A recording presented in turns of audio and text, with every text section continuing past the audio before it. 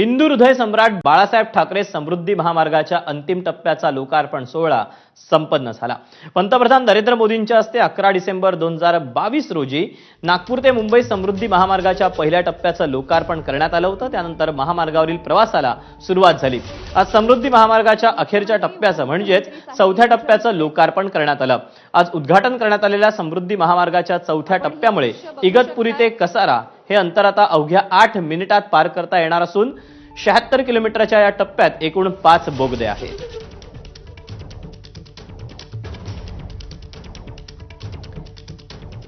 समृद्धी महामार्ग नेमक्या कोणकोणत्या जिल्ह्यांमधून प्रवास करेल आणि त्याच्या निर्मितीसाठी किती साहित्य लागलं आपण पाहूया।